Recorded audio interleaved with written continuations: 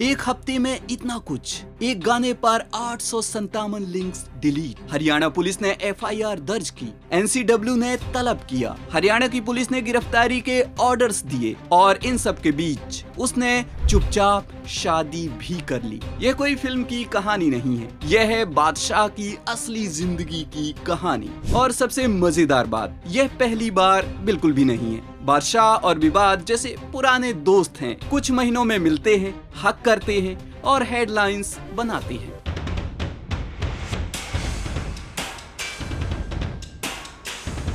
उन्नीस नवंबर 1985 दिल्ली में एक मिडिल क्लास घर में जन्म। असली नाम आदित्य प्रतीक सिंह सिसोदिया, पिता हरियाणा से, मां पंजाब से, इसलिए गानों में दोनों कल्चर की झलक है। दिल्ली के बाल भारती पब्लिक स्कूल में पढ़ाई। और अब पहला शॉकिंग फैक्ट, बादशाह एक मैथमेटिक्स जीनियस थे। बीएचयू में एडमिशन लिया और फिर चंडीगढ़ के पीईसी से सिविल इंजीनियरिंग की डिग्री ली। यानी आज इंडिया का जो सबसे बड़ा रैपर है वो इंजीनियर बनने वाला था। कॉलेज में रैप का शौक चढ़ा, पहला नाम रखा कूल एक्वल। खुद को लगा यह नाम अजीब है। उन दिनों शाहरुख खान की फिल्म बादशाह बहुत पॉपुलर थी, नाम लगा पावरफुल, मैजेस्टिक, और बस आदित्य बन गए बादशाह। 2006 में एक मुलाकात हुई बादशाह और यो हनी सिंह की। दोनों में केमिस्ट्री थी, म्यूजिक का पैशन था और चंडीगढ़ की स्ट्रीट में एक नया साउंड बन रहा था। मिलकर बनाया माफिया मुंडीर ग्रुप। हनी सिंह, बादशाह, रफ्तार, इक्का, अंडरग्राउंड हिट्स दिए, बार्स लिखे, बीट्स बनाए, लेकिन 2012 में यह दोस्ती टूट गई। बादशाह का कहना था, मैंने गाने लिखे लेकिन रिलीज होने पर सिर्फ हनी सिंह का नाम था। क्रेडिट की चोरी, ब्लैंक पेपर पर साइन कराना,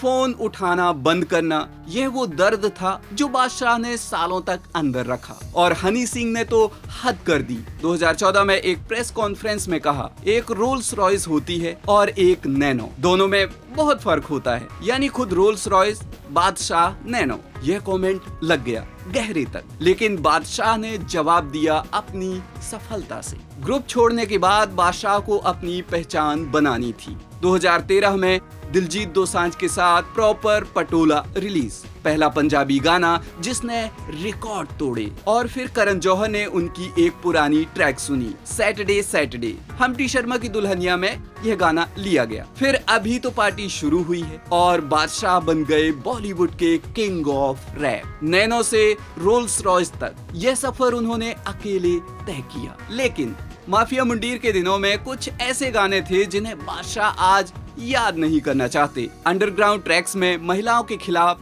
बेहद आपत्तिजनक और हिंसक लिरिक्स। उस वक्त सबसे ज्यादा खामियाजा हनी सिंह को भुगतना पड़ा, लेकिन बादशाह के वो पुराने लिरिक्स आज भी इंटरनेट पर मौजूद हैं। और जब भी कोई नया विवाद होता है, लोग वो पुरानी लाइंस उठा लाते हैं। यह वो शैडो है जो बादशाह से पीछा नहीं छोड़ती। 2020 में सबसे बड़ा कानूनी विवाद, मुंबई पुलिस ने एक रैकेट पकड़ा जो सोशल मीडिया पर फेक फॉलोअर्स और फेक व्यूज बेचता था, और इस रैकेट में बादशाह का नाम आ गया। आरोप था, अपने गाने पागल को वर्ल्ड रिकॉर्ड दिलाने के लिए बादशाह ने 72 लाख देकर 7.2 करोड़ फेक व्यूज खरीदे। मुंबई पुलिस की क्राइम ब्रांच ने घंटों पूछताछ की। बादशाह ने पहले इनकार किया, फिर इसे डिजिटल मार्केटिंग का हिस्सा बताया। यह वो मोमेंट था जब लोगों ने पूछा, यह म्यूजिक है या कुछ और। उसी साल एक और विवाद, गेंदा फूल रिलीज हुआ, रातों रात वायरल, लेकिन जल्दी पता चल गया गाने की मुख्य लाइंस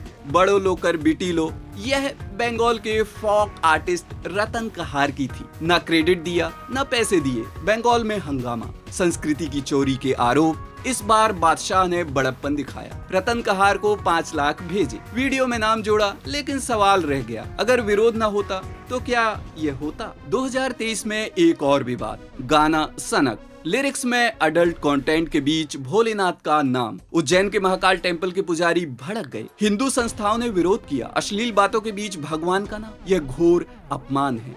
एफआईआर की धमकियां, भारी विरोध, बादशाह को सार्वजनिक माफी मांगनी पड़ी, लिरिक्स बदलने पड़े। एक पैटर्न बन गया था, गाना रिलीज करो, कंट्रोवर्सी हो और माफी मांगो और आगे बढ़ जाओ।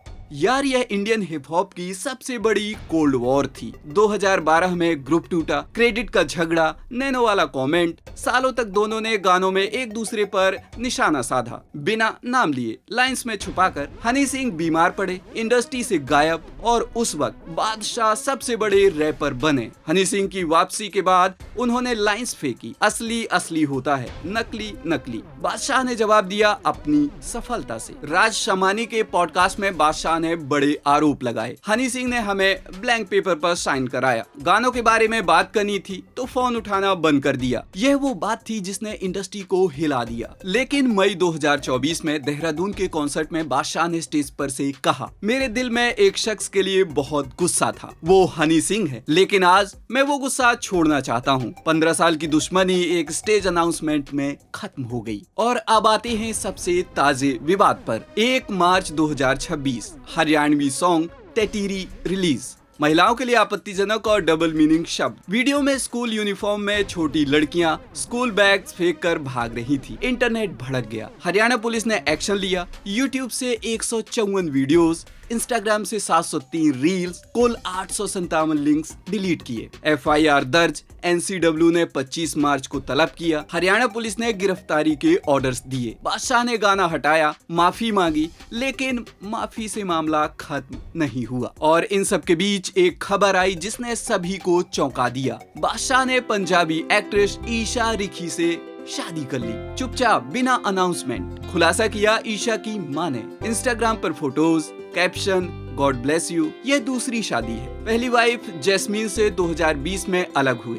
एक बेटी है लंदन में। जिंदगी में एक तरफ पुलिस, दूसरी तरफ शहनाई। देखा जाए तो बादशाह की कहानी में एक पैटर्न है। गाना रिलीज करो, कंट्रोवर्सी हो, माफी मांगो, आगे बढ़ो। गेंदा फूल माफी, सनक माफी, टेटीरी माफी। लेकिन सवाल यह है, क्या यह सही है? तो बादशाह की कहानी सिर्फ एक रैपर की नहीं है, यह उस जनरेशन की कहानी है जो चंडीगढ़ से निकली, जिसने अंडरग्राउंड से मेनस्ट्रीम तक अपना रास्ता खुद बनाया।